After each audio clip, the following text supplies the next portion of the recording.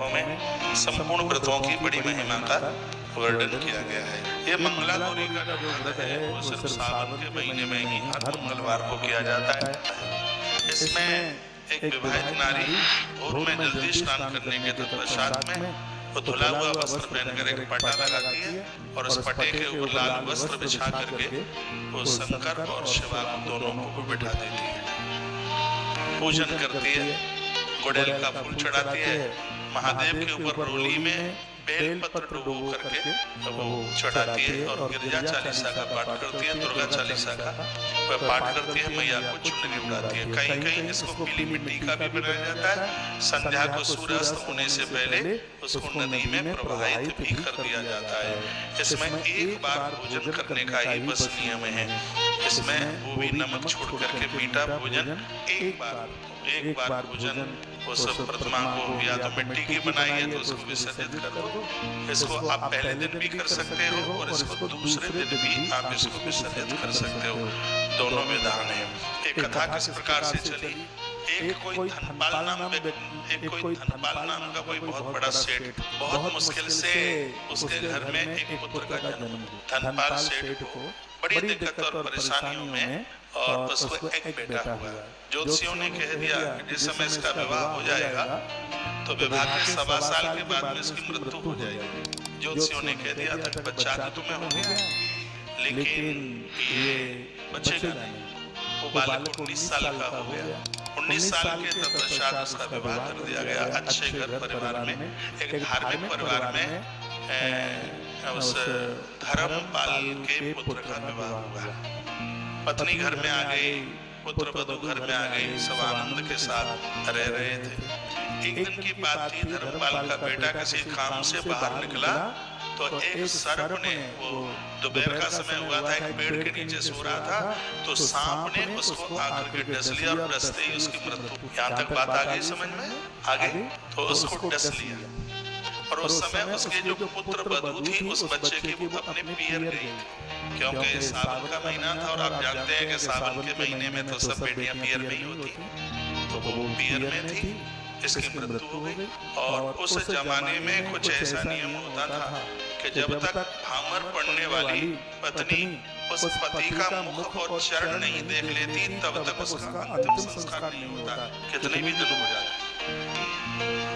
तो अब अंतिम संस्कार तब हुए बच्चे का जब उसकी पत्नी को वहां से लाया जाए। धर्मपाल की पुत्र वधू वहां पर कुछ लोगों को भेजा गया। मरा हुआ बालक मृत जवान 20 साल का हो चुका था, 20 साल का, 1.25 साल हो गए थे, 19 में उसकी शादी हुई, 20 साल का हो गया। ज्योतिषियों ने कह दिया था बिल्कुल वही दिन आया, सर्प ने डंस मारा, उसकी मृत्यु हो गई। और वह मंगलवार का यही दिन था जो कल आने वाला है, मंगलवार का दिन था। हुआ यह है कि जब वो लोग गए थे और उन्होंने सूचना दी, उस समय पटा पर गौरी शंकर बैठे हुए थे और उस बिटिया की जो माँ थी वो मंगला गौरी का पूजन कर रही थी। उसने व्रत कर रखा था, वो पूजा में बैठी थी और वह बेटी माँ का सहयोग कर रही थी, पास में बैठी हुई।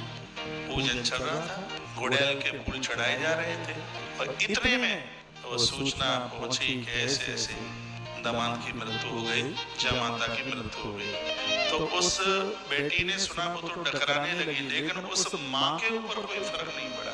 जो उस बेटी की जो माँ थी जिसका जमाता खत्म हुआ उसके ऊपर कोई फर्क नहीं पड़ा और वो वैसे ही पूजा करती रही जैसे हर मंगलवार को वो सावन के महीने में वो करती थी, मंगला गौरी का पूजन करती थी। बेटी की आंख में से झरझर आंसू, सूचना मिल गई थी, माँ का सिंदूर उड़ गया। वो चूड़ी फोड़ने के लिए तैयार हुई तो उसकी माँ ने उसको रोका। उसने कहा बेटा थोड़ा सा तू बस रुक जा, और उसने रोज की तरह पूजा की। सूर्य को ढलते हुए अपराह्न का जैसे ही समय आया और उसकी वो पूजा पूरी हुई और पूजा होने के तत्पश्चात उसने आरती करी और आरती के बाद में जैसे ही उसने प्रणाम किया और उसने कहा हे मेरी माँ मंगला, हे मेरी माँ गौरी, यदि मैं कई वर्षों से तेरी प्रसन्नता के लिए ये मैं व्रत करती हुई आ रही हूँ तो मेरी बिटिया का मांग का सिंदूर शाश्वत मेरे दामाद के प्राण वापिस चल करके आ जाए।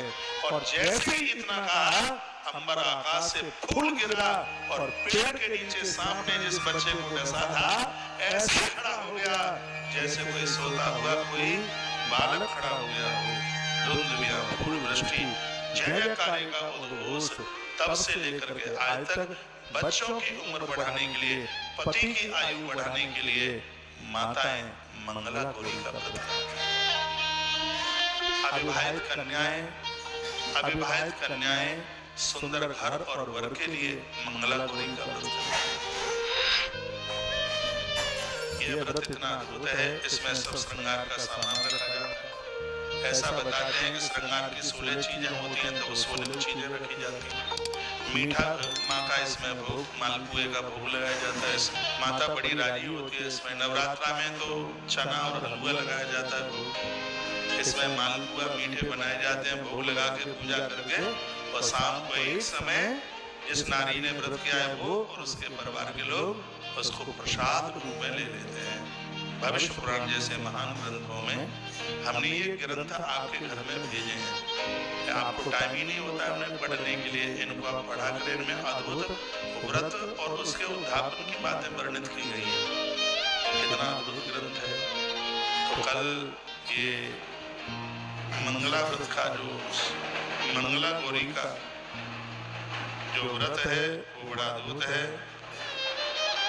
जो कर सके, जो पहले से नहीं किए हैं तो कल से शुरू करना है। 4 ही तो करना है आपको, 4 करना है। 3 वर्ष तक कर लो, उसके बाद उद्यापन, उसके बाद उद्यापन कर लो।